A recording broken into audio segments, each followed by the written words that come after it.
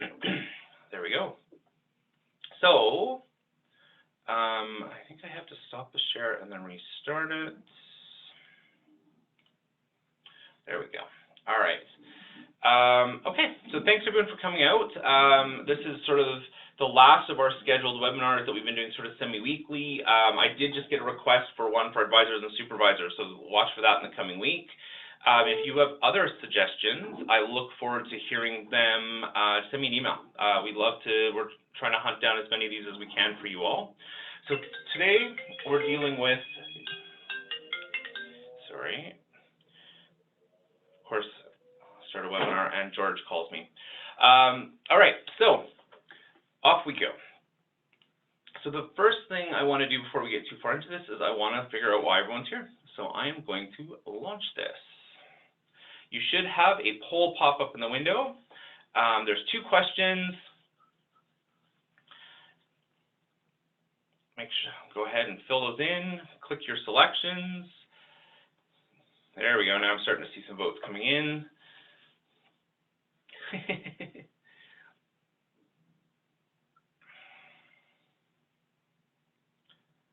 About half of you have done it.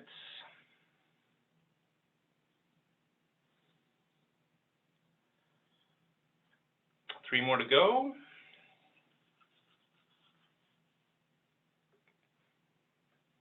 One more.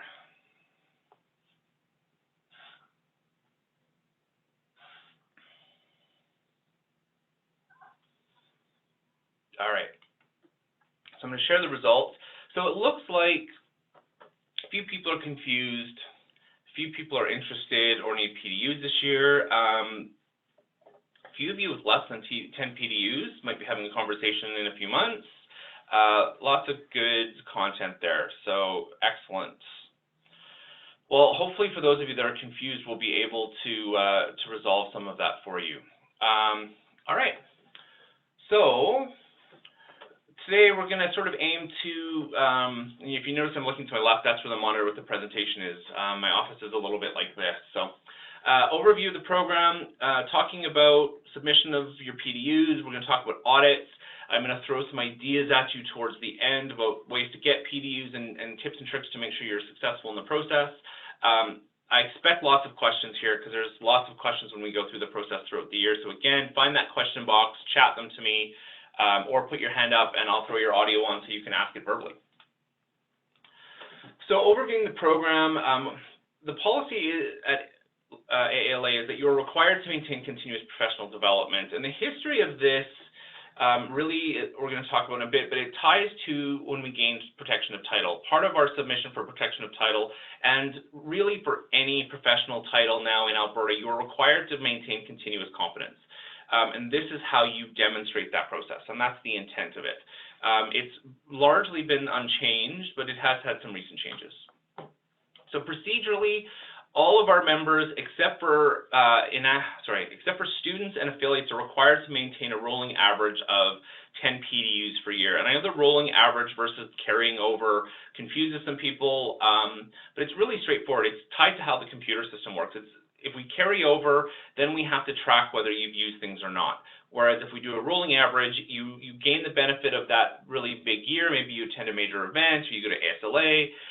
That carries forward automatically without having you have to remember whether you've booked it and fill it in more than once or having a system for the computer to shove it forward a year.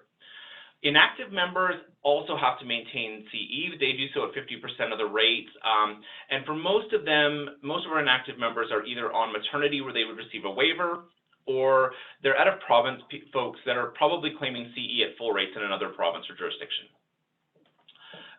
We changed the process when we went online. You now have to submit your CE so that you can pay your dues. And this has worked out really well. It's an administrative function, but our adherence to program is 100%. Nobody misses it. I'm not chasing people for CE statements all year long. The two processes are simultaneous, and everyone has really adapted very, very well to that. The first year we had a couple complaints, but since then it's been very simple.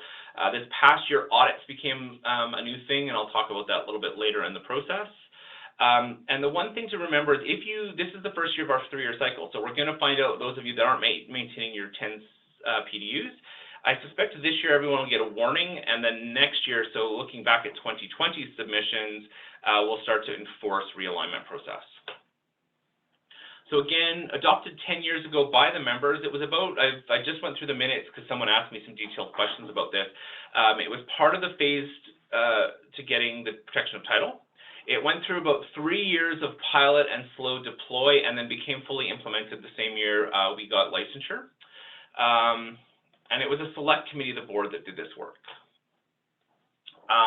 Largely in that decade, the program has remained unchanged. It's seen some modernization in the last few years because it gets continuous attention from each year. Again, as I said, we adopted the rolling average instead of carrying over because it's simpler for the computer for us to do the work rather than members or me having to manually track those things. And the biggest innovation in the last year since we went online is the reciprocity process. So if you are a member of OALA or BCSLA, you have the option to file in only one. Where you must file is where you pay your CSLA dues. So for example, if you want to pay your CSLA dues through BC and use their CE process, you can do that.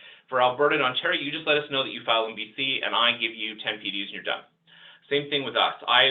Shortly here, I'm going to send a letter off, a list off to OALA and BCSLA to let them know that the following members have filed CE in Alberta and have requested that we send their CE to them. It's really important if you haven't already done that, if you want your CE sent to Ontario or BC, that you've gone in and updated your profile, and I will send an email reminder out before I send the submissions off. So, submitting your PDUs. This is an annual submission, and again, affiliates and students do not. You are required to maintain a 3-year rolling average of 10 PDUs. The danger in this is some people, especially Larry writers, will have a tendency to get a huge bump during the Larry period and have 30 and then do nothing for 2 years. The danger of a rolling average is when that year drops away, you've got 2 years with 0, and all of a sudden you need 30 again to bring your average up. So it's really important that you're continuously learning. Some of the other changes, as I said, PDUs have to be claimed in the year they're earned. So if you forget something, we need to go back and amend that year. So if you forgot something in your 2019 submission and you want credit for it, I can add that for you, or we can send you it back so that you can add that so that it's in the correct year. If you file something in the wrong year, it will get voided. I checked every one of these. Those that join mid-year also get I put in a prorate. So we put in a system so that there's a prorate so that your averages look correct if you're a new member. So how do we do this? And I know most of you, this is going to be a bit review, but some of you, enough people ask me where to find the button every year that I thought it was worth to kind of go through this. So once you're logged into the site, it is critical that you're logged in. You're going to click on that PDU button at the top. You're going to see your summaries, and you're going to be able to add a new summary, a new statement. The status of your stuff is here in the middle. So it'll tell you if you've submitted it. It'll tell you if it's been approved. It will tell you, sorry, I'm jumping around quite a bit, if it's been flagged for audit and whether you've completed the audit process or not. Approved means you are done. It's finished. It's never going to get looked at again other than for a 10-year rolling average. Now, this is my testing account that I use for various processes, which is why I've got funny years and funny statements. So you have the option to add a new statement, or the button I really want to point out, because this is a new feature we added last year, is the duplicate button. So when you duplicate down and use that button, what that's designed for is it will copy that year forward. So if you're attending a very consistent array of events, so maybe every year you attend 2 or 3 social events, or you come to the Christmas party every year, you're still practicing at the same place, and you go to maybe the Alberta Recreation Parks Conference every year and our AGM. If you're pretty stable, you can duplicate the previous year and then just edit it. That saves you a lot of data entry of that routine stuff. It also ensures that if I've made edits to your previous year's submission, those will carry forward so that you get it right year over year. So that's one of my big tips is, if you're consistent in what you're doing, use that duplicate button. No need to retype things. All right. I need to go back to not annotating. How do I do that? See if that, there we go. Whoop. And we jumped all the way to the end. second. I'm usually not this glitchy. All right. So once you've created your statement, your new statement will appear in that top row. Each year that you've done will be there. You can click into it. You can see your previous ones. Again, so this is a new statement. It's got nothing in there, but each of the categories is listed out in the credit in each category, as well as any credit caps. And the credit caps we inherited from the initial program. We've really striven to give you automation so that if you hit a cap, the system will tell you you've capped out. One of the biggest things, and I'll bring this back again to comment on, is it is not going to work for you to put something in a different category because you've capped out. We edit and review, and by we I mean me, I review every single submission from all 450 members.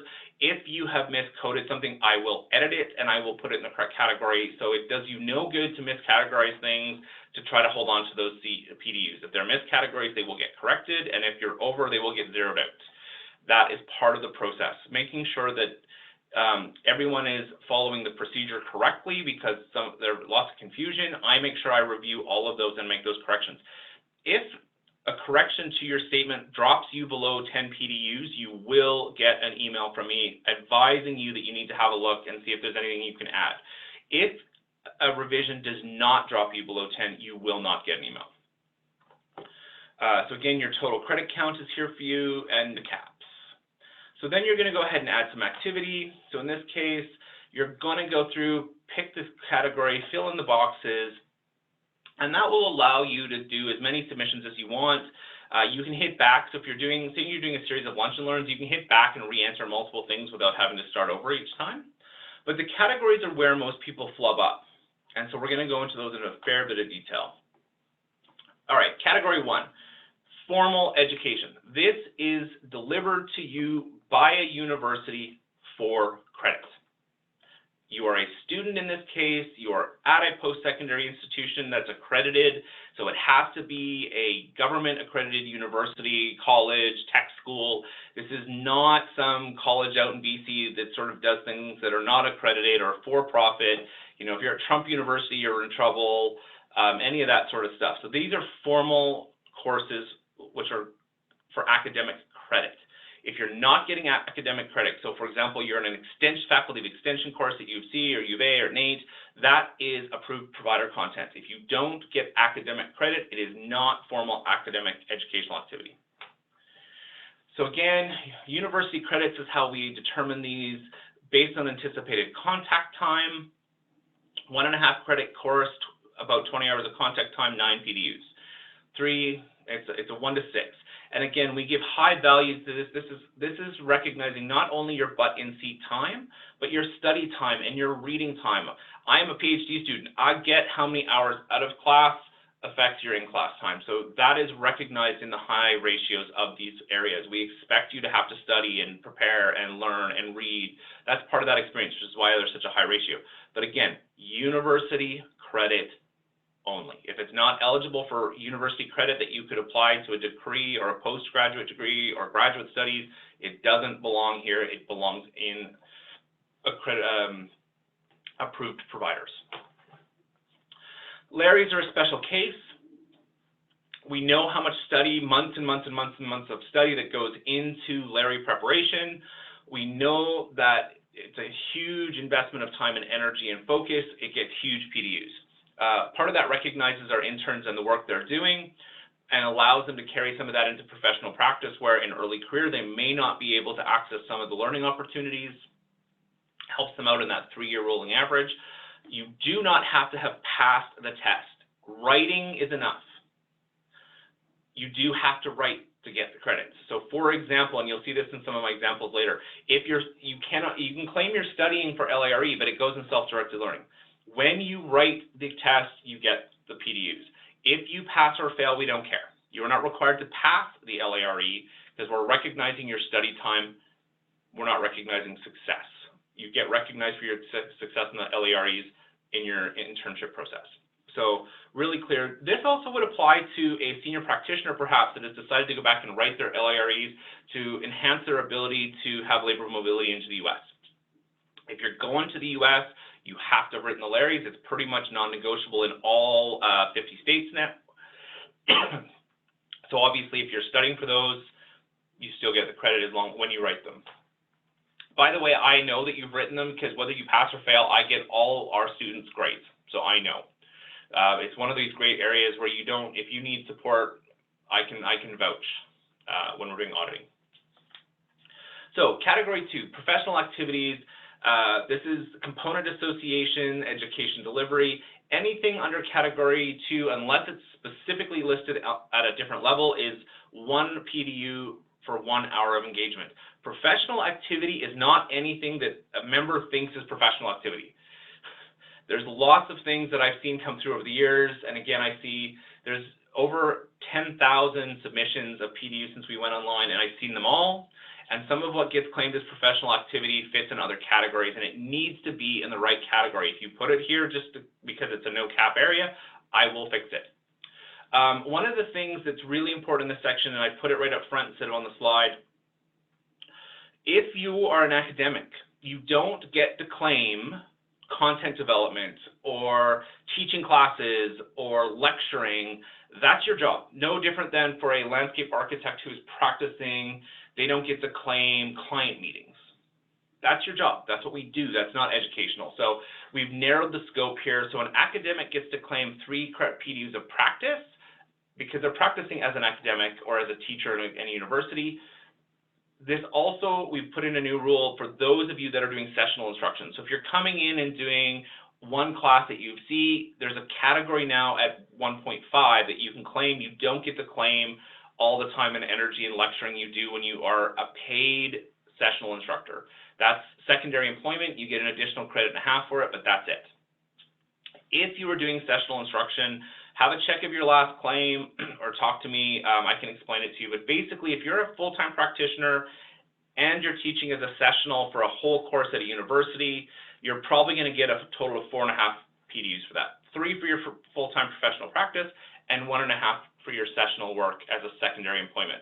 Secondary employment could also be claimed if you're, say for example, you're doing full-time work at one firm, but you've got a private consulting firm and you're quite busy on the side. You might be able to claim that secondary credit and a half as long as you're full-time in the primary employment. So again, business category here, primary employment, we just talked about. This is a maximum of 3 PDUs per year, no more. The old rate was 4.5. Lots of you have not noticed that this has dropped 3 years ago. I do a lot of corrections. Full-time employment, 3 PDUs per year. Additional employment, as I said, second job, sessional instructing, you can claim an additional PDU and a half per year. That's it, that's all. Education leadership. So speaking at a congress, conference, formal course, 3 PDUs per event. We know how much, again, a doctoral student, I present a lot. I know how much prep time goes in. 3 PDUs if you're speaking at a congress, symposium, workshop, or at a formal course. So if you go in to do a speech to a class for an hour and a half, 3 hours, no problem. This is a max of 10 per year. Keep that in mind. Again, moderator on a panel, PDU and a half per event. And a lot of this is now per event. Co-authoring or authoring a book or an article. And again, doctoral student, write a lot of articles. I know how much time and energy that takes. PDUs reflect that. And again, participation at a post-secondary institution. We clarified this year. Guest lecturing, panelists, studio work, critiques, etc. 1.5 per visit, 6 per year cap. And you'll notice that a lot of the examples that are in the policy now are reflective of the weird and the wonderful that have come through. And I don't mean weird and wonderful in a negative way. I just mean that different members have claimed different rates for the same activity. And what we want to do is provide guidance so that it's a fair playing field. So everyone is claiming the same amount of PDUs for the same involvement. It's not meant to be punitive. It's meant to create consistency. Theory technical. Development and content of for a structured landscape architectural program. This came out of some of the LAs doing designing in-house training programs to create understanding cross-discipline. So several LAs have done, in the larger multidisciplinary firms, have designed a what is landscape architecture course that they deliver to the architects and the engineers, or to, yeah, into civil, or, so that's what that's talking about. And again, it's that idea that you're developing internal programs to support the promotion of the profession and understanding of the profession.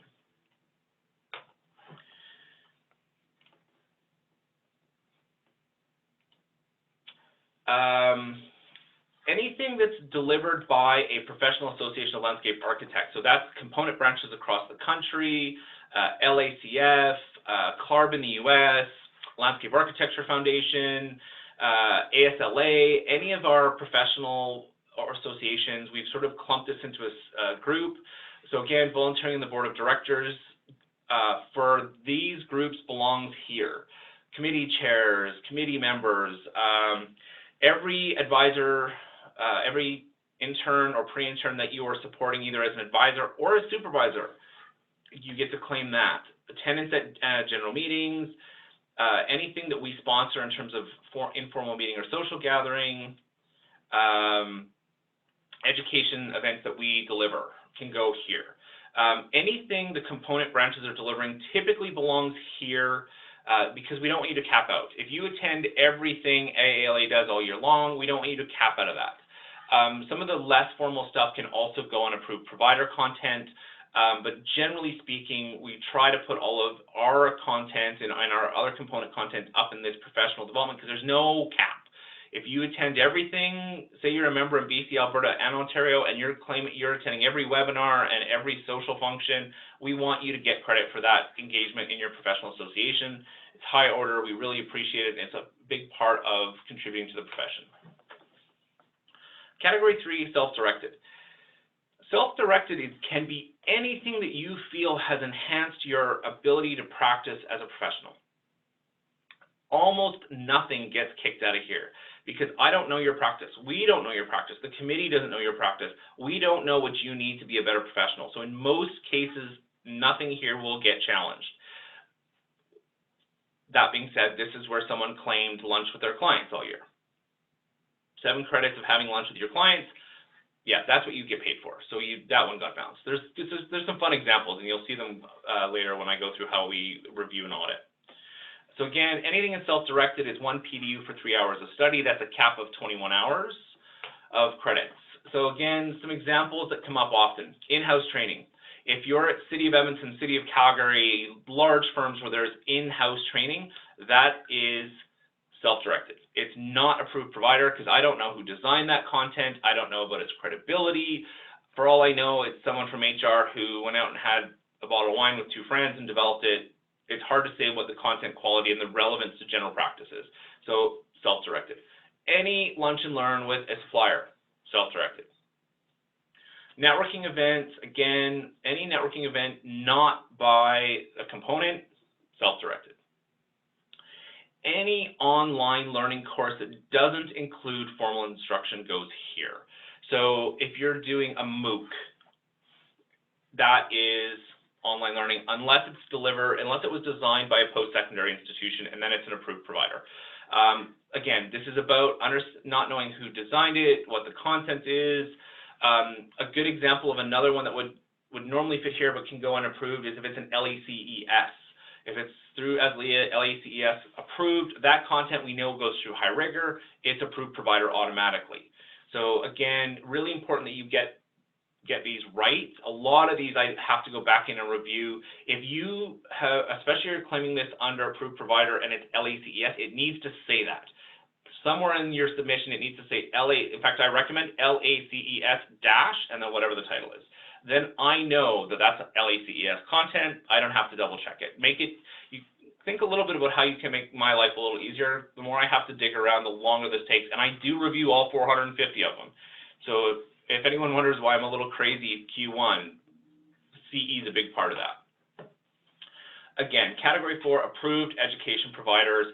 This is 1 PDU for every 2 hours, maximum of 10 PDUs per year. If in doubt, check the list. That is the key message. I continually review the list. If there's someone you feel should be on the list, you have 2 options. If they are a non-profit organization, you can refer them to me and I will review them.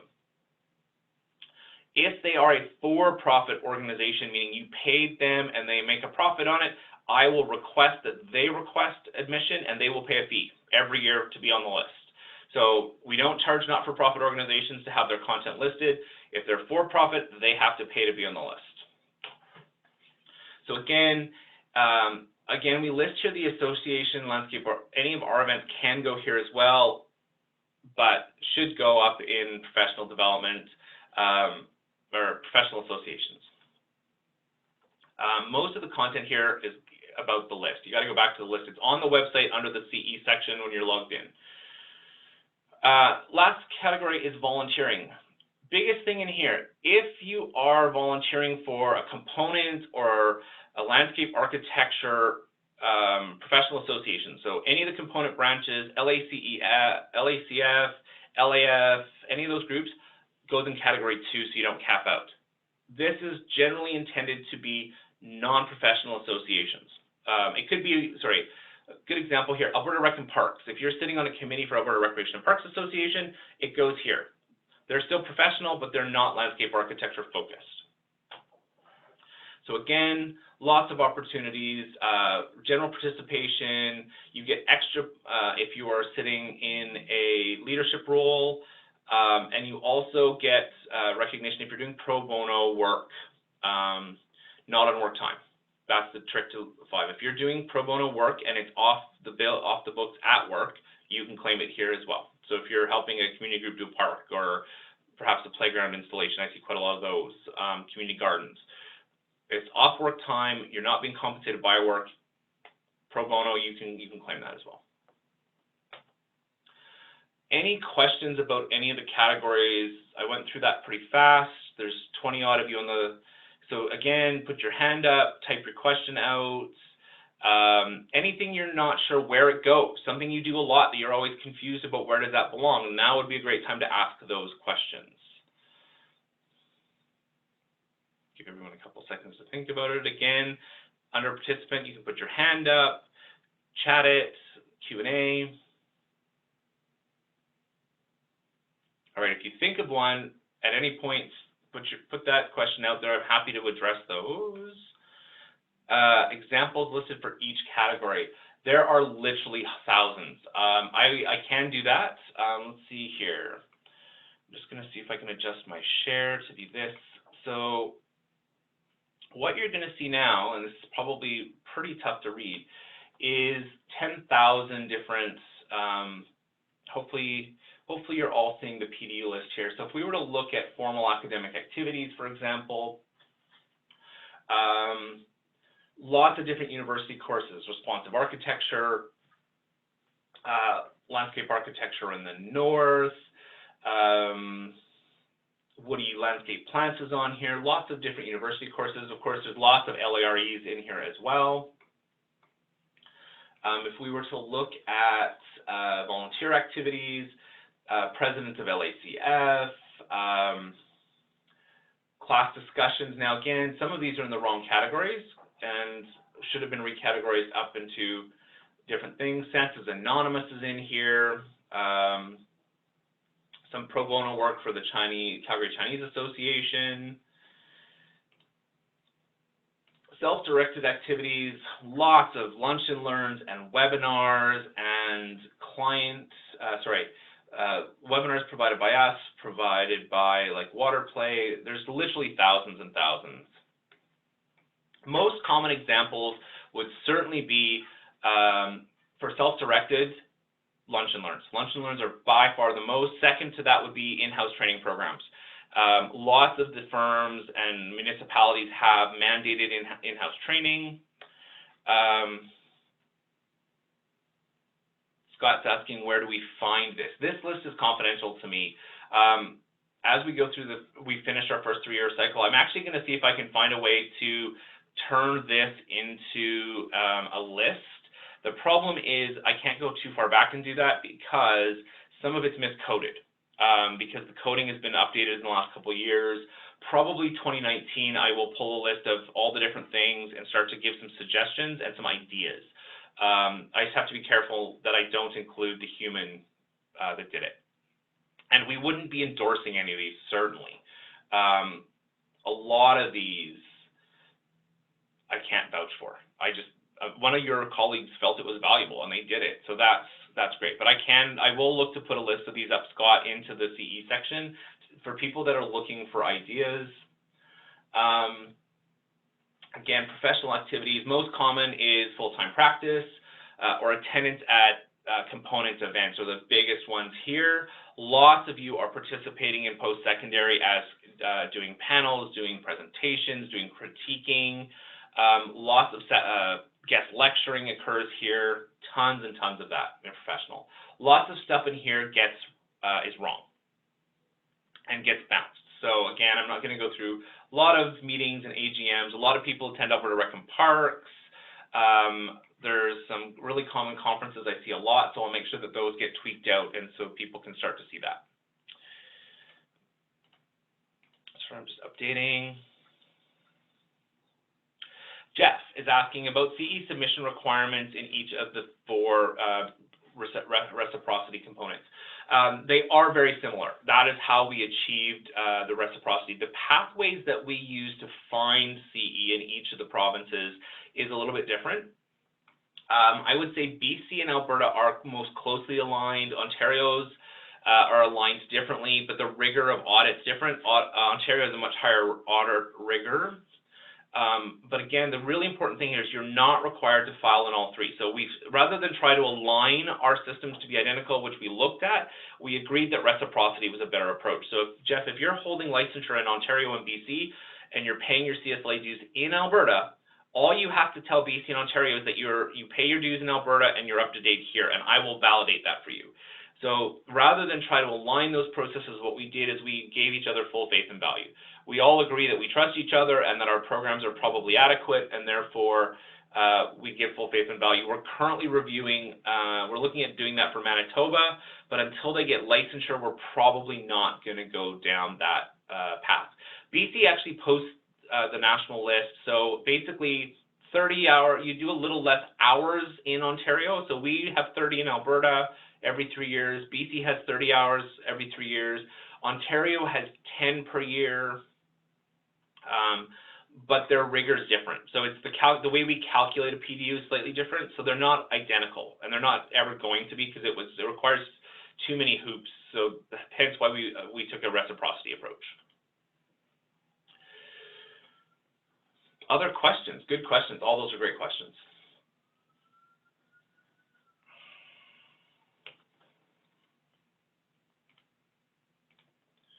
All right. Seeing none, again, keep popping them as they pop into your head. So again, you're going to submit that PDU statement. And in most cases, that's going to be the end of the process for you. So you've submitted your statement. I will review it. I will make any adjustments and let you know if that creates a problem, and it'll turn up as approved. So if you're thinking back, I'll actually gone forward and done that. It'll just show up as approved. You, I believe, do get an email when I've approved it. You will for sure get an email if you get audited. The one thing that tends to confuse people at that point is if you're doing this so you can pay your dues, if you get flagged for audit, it takes a second for the system to let you know that, and it won't let you proceed to payment. So it can be a bit confusing that, hey, I've done what I think I've done what I need to do. Why can't I pay my dues? Jump back to your list and verify whether or not you got flagged for audit. That's most common. So, audits.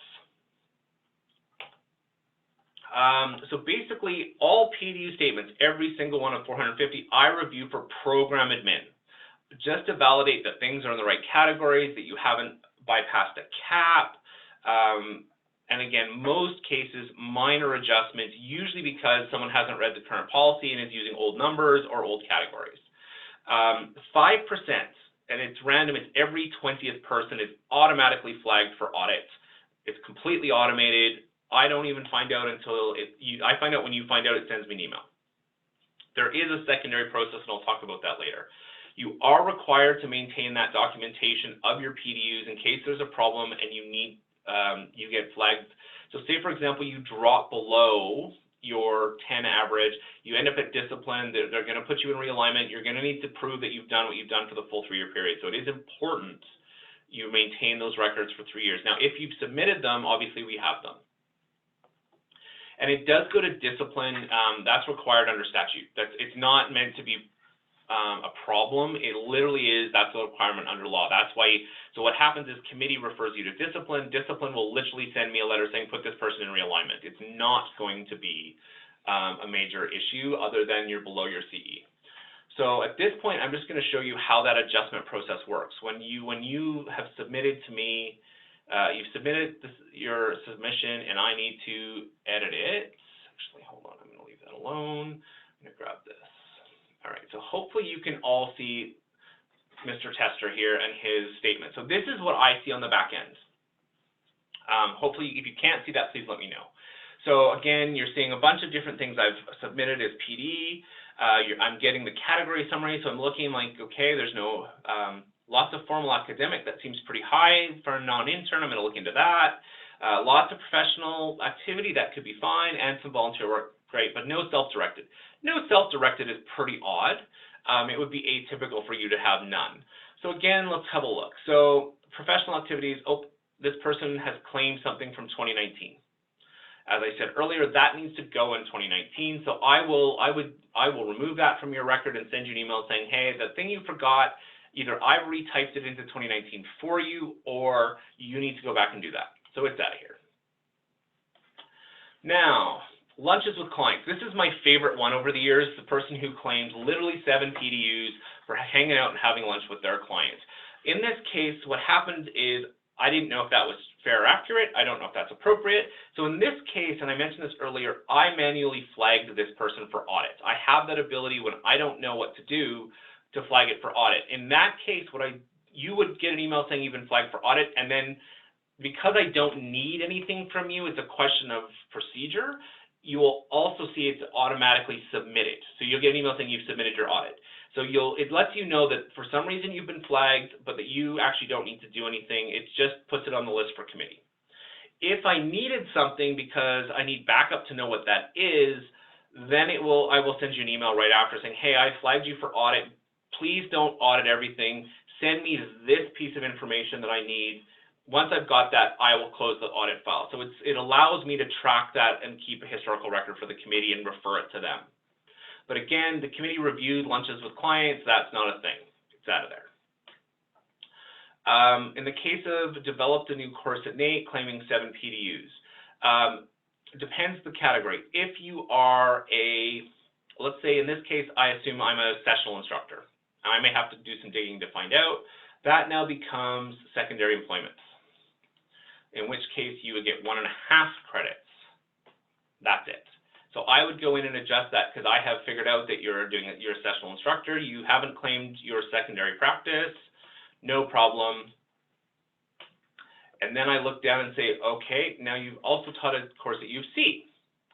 Well, you've already used your 1.5 credits, so in this case, you get voided out. So, and it will show on your record that I have zeroed you out. And I will usually put a note in there when I do that that basically says, already claimed second employment. And then that way, if you go look, you can always see what I've done and why I've done it. Working full-time at 4.5. So this is someone who hasn't read the current policy, doesn't know that it's not 4.5 anymore, it's only 3 credits. So again, I will do pro practice 3.0. And my live spelling is awful, so I would correct that. So again, I've brought that down. Now, this person is the LACF president, totally valid. 5 PDUs is completely correct. Problem is, it's in the wrong category. So again, I will go up, I will correct that.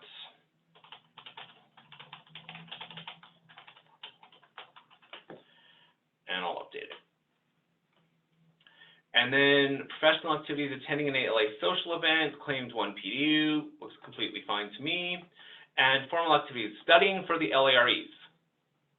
Well, we've already talked about the fact that you don't get formal academic, and you certainly don't get 15 PDUs for studying, because it doesn't say I wrote an LARE, just that I was studying for it. So in this case, it would go down into self-directed activities. It was 40-odd hours originally, so I'm just going to, it's going to cap out at 7. So now this person is down from, what, almost 40 credits down to 17. They're still well past 10, So I will not send them an email letting them know that they've been adjusted. Now, normally at this point, I would approve this, so you get an email knowing that it's been approved. However, because this one is also my my audit example, I won't do that because I'm going to talk about auditing that a little bit when we get to that section. So, questions on internal review.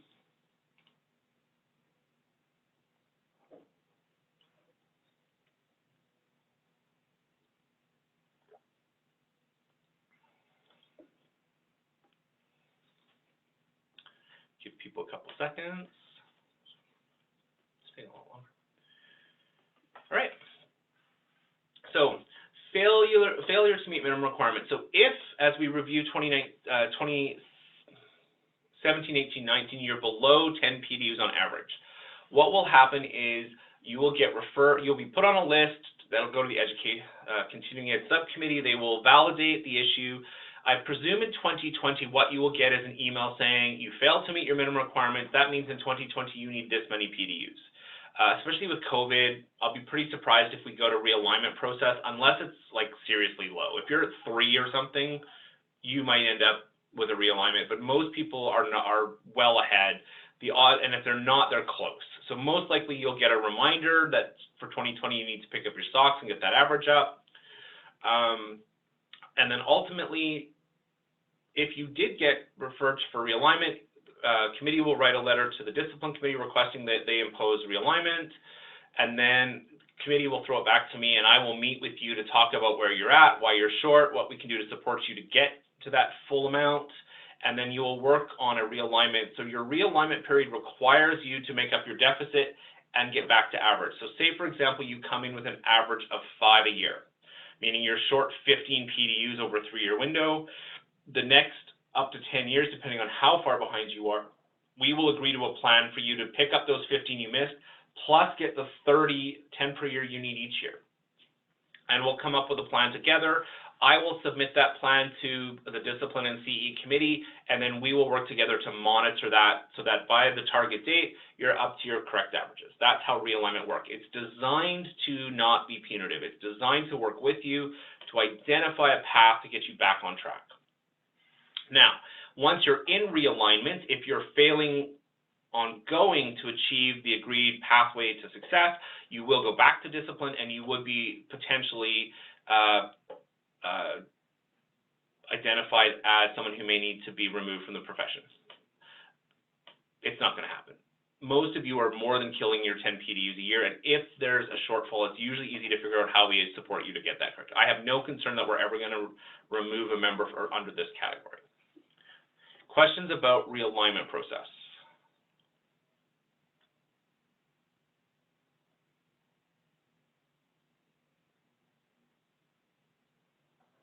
All right, we'll carry on.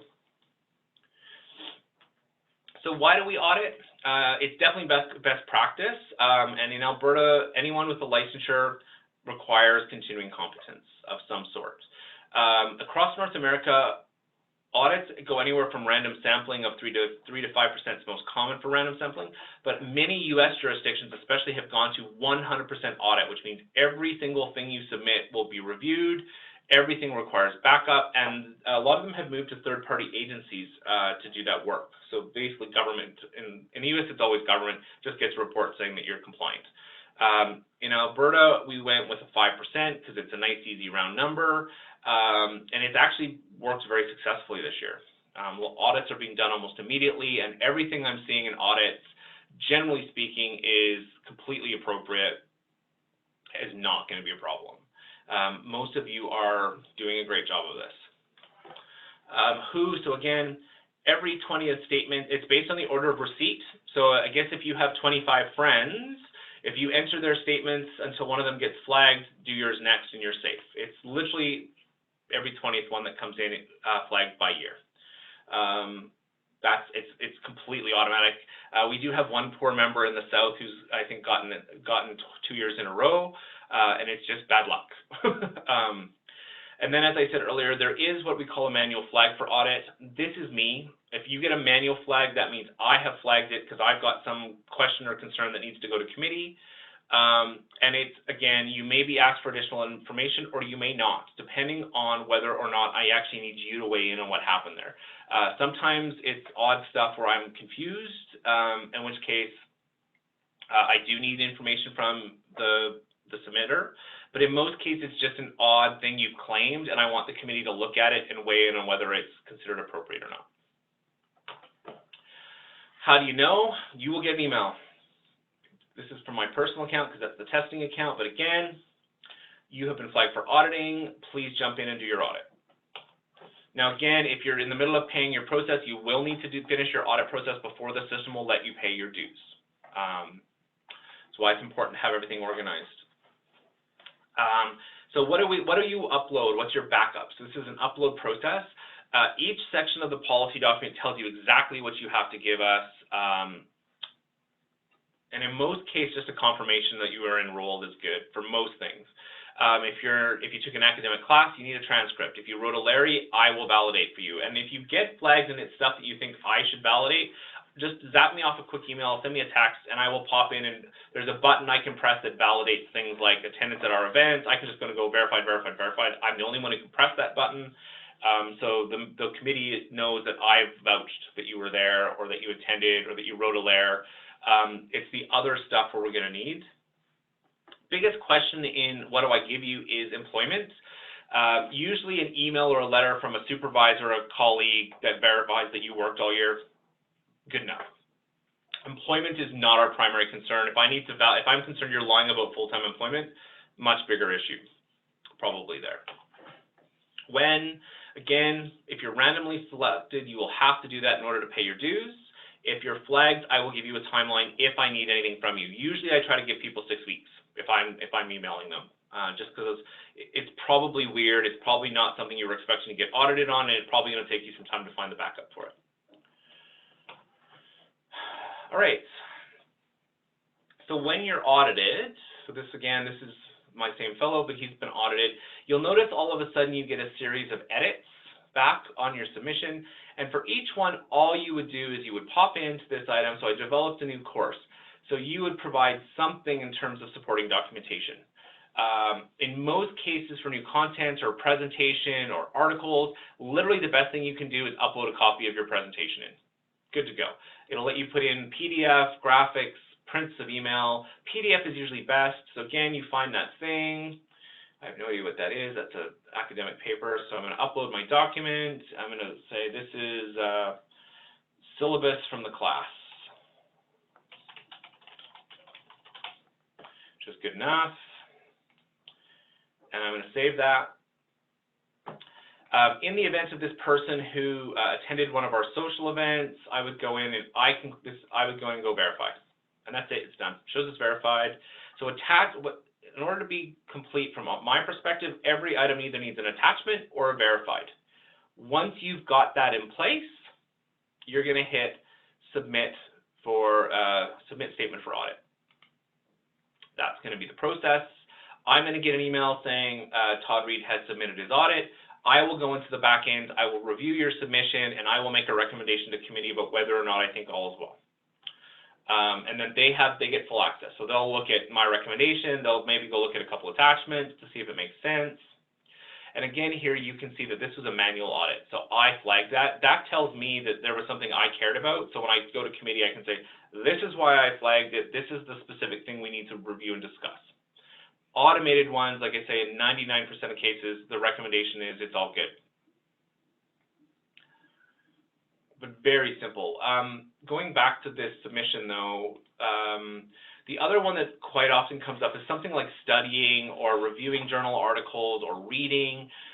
In the policy, it says very clearly that you need to keep a record of when and how much and what you did, so you can upload that record. That's the intent. I mean, obviously, there's no proof that you read things, so we're going to trust. So as long as you've got a good record. What I often recommend, and this comes up again, is if you're going to do self-directed things that are somewhat informal, try to log as you go. There's no need to maintain a separate log. Go ahead, every month, just pop in here, read the following articles, this many hours.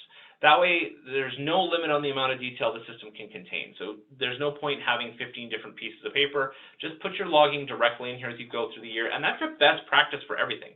If you go to a webinar, log it.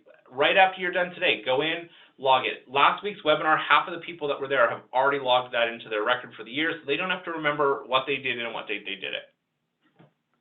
And again, I will go in and validate attendance. I know which of you registered, and I know which of you showed up. The system tracks that for me. Same thing with our social events. You've all been to a social event where I'm checking people in on my tablet as we go through the day, or I've got name tags and I know which name tags are left. So I always know who was at our events, and so that I can verify those on your behalf, and that's what that status is. Same thing with LACF president. I can figure out if you were the president, not invalidate for you if you're having problem getting back up. Okay. So then, again, once you're submitted, I review it and I send this recommendation to the CEP committee. Committee usually meets June-ish, and they will review and refer anything on that needs to be referred. 3 members since I've been here, that's over 3 years now, have ever been referred to discipline. One of them didn't even have to, by the time he got his letter that he even sent to discipline, he immediately responded and sorted the issue out. One member subsequently left the profession and we deemed it wasn't worth chasing him. And the 3rd member did end up getting a call from the chair of discipline to initiate the process. After his position was that he learned every day at work and should not be required to prove competence and continuing ed. He had a 5-minute conversation with the discipline chair, and then I had his submission the same day. And since then, he has been one of the first people to submit his submission every year. So again, corrective process, the intent is let's get people on track. So tips, tricks, and suggestions. We're in the last 5 minutes, so I'm going to try to boot through this a little bit. This took a little longer than I expected. Like I say, 10,662 PDUs have been logged since we went online 3 years ago. Top tricks. Log it immediately. This is a live system. You can use it every day if you need to. Don't come in at the end of the year and try to figure out what you did. Do it as you go. Biggest error in the one section, in-house training is self-directed. It is not approved provider. I don't care if you work for City of Edmonton, City of Calgary, IBI, ISL, Stantec. In-house training is self-directed because we have no content control. Again, keep your backup organized. That's a big one. If you get audited, it's great if you have everything organized. I am going to ask the IT provider if they can make that upload feature there as part of submissions. So in a perfect world, you could upload your backup as you go as well. I will follow up with them on that. Is that your job? Really important that you're careful and mindful of including things that are a requirement for your job. So again, if you're required by work to work on a pro bono project for work, that's your job. That's not volunteer work. However, if your job requires you to take mandated training, the training is learning. That's competence.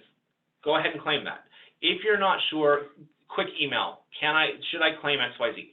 Because in a lot of cases you can. If it's like lunch and learns happen at your office, yes, attending them is part of your job, but it's still learning. You get to claim that. If you're learning something new, usually self-directed is fine. If it's something that you're getting paid to do that didn't involve formal learning, it's probably part of your professional practice hours that we already credit you for. Again, as I said, same stuff as last year, use that duplicate button. Don't retype stuff for fun. Keeping in mind you can delete. So if you're going to claim most of it, duplicate it and then delete the stuff that is one-offs.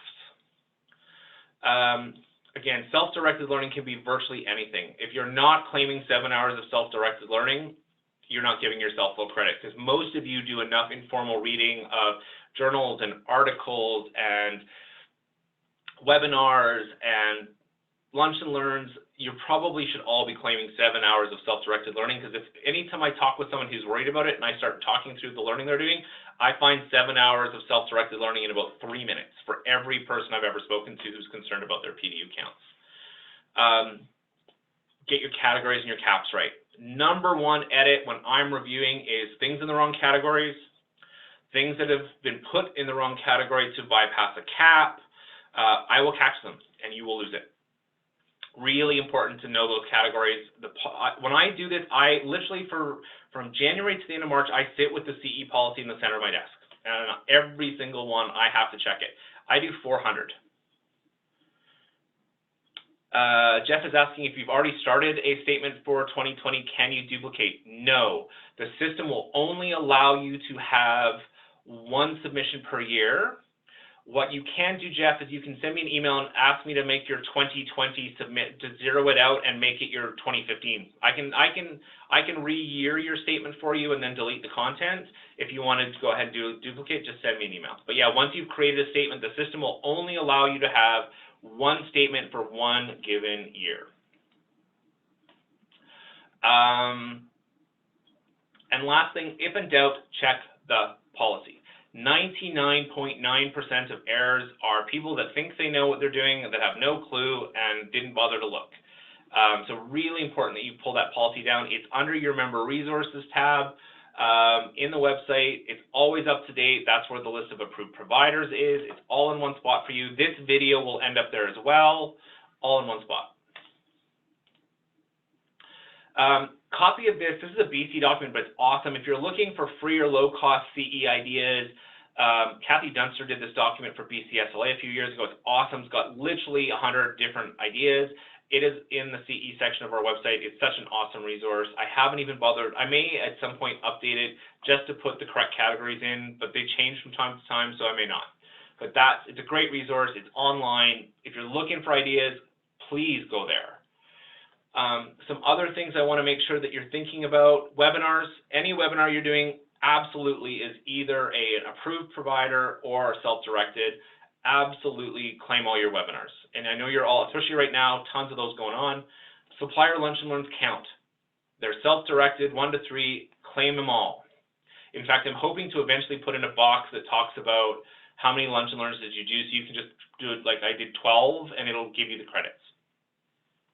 Are you reading magazines about landscape architecture, whether it's from CSLA, our annual one, any of that sort of work-related reading that you're learning new content, being exposed to new ideas? Put that in self-directed, claim that, it counts. Coursera is a big one, really good, or other MOOCs, that's the massive online learning courses. The one I promoted a couple years ago that if you haven't done, go back and do, is University of Alberta's Aboriginal training program. Outstanding work if you're working with Indigenous communities. It's a great orientation to Indigenous culture, some protocols. If you're starting to go into that path, and you're going to hear a lot more this year, next year from us, that's an amazing move. But anyone that's offered by a university, again, automatically approved provider content. If it's done by not a university, then it's self-directed learning under 1 to 3. And my last big tip is claim that mandatory training when you're learning something at work. Safety courses, occupational health and safety, workplace health and safety, if you're required to have first aid, any of that learning that you feel like you're getting learning value out of, and even though it's work paid and work required, if you're learning, it relates, make sure you claim that, just claim it in the appropriate place, whether it's an approved provider or not. Things that are coming. Volunteering for AALA is going to be counted. We're putting in a new volunteer management system that will list all the volunteer contributions of across all our boards and committees. We're going to go back into time and figure out who's been doing what. For CE, that will automatically populate into your statement. So if you're on professional development committee or you're doing advocacy, that committee work will automatically show up in your log in the correct category, done automatically for you. You will no longer have to add that manually. Again, we're going to put in another round of automation to try to help people not exceed caps and get things in the right spots and do the math. The new system does most of the math now. It's pretty easy not to screw it up. Again, as I said, 2019 was the 3rd year, so we will do our first year of rolling average review and send out some emails for those that are not program compliant. And last thing is, what do you want? What do you wish the system did? What would you like? If you have ideas about that, we're a little bit over time, so zap me off an email. If there's something CE you wish it did, if there's anything you're unclear or uncertain about, please don't hesitate. All right, our second poll. We're almost there. I'm launching this now. Did we meet expectations today? You all toughed it out for the full, in fact, hour, so I'm guessing we retained some interest, but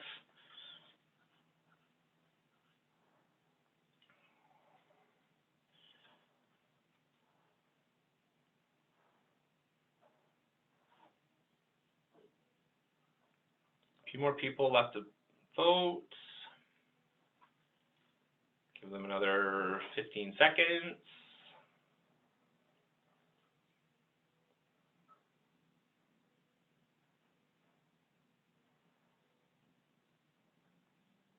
It keeps jumping in and out. All right. Almost everyone's voted, so we'll end that. So basically, looks like we were on point. I look forward to whoever had some suggestions. I look forward to absolutely getting those. I probably will do this at least once a year. So any suggestions I get by email will definitely get rolled into the next one. So we just want to thank everyone for coming out. I hope you got something out of it and it was well worth your time. The only other thing I'd like to say is this is the last of my scheduled webinars. I need to map out the next 5 weeks. So if you have ideas for webinars, please send me an email immediately following while it's top of mind, and I'll get that on the list. And it doesn't have to be ALA content. If there's someone else or some other thing that you wish we'd bring in, please zap me any ideas and we'll do what we can to get that out to you. Other than that, have a fantastic day, and I look forward to seeing you all on future events.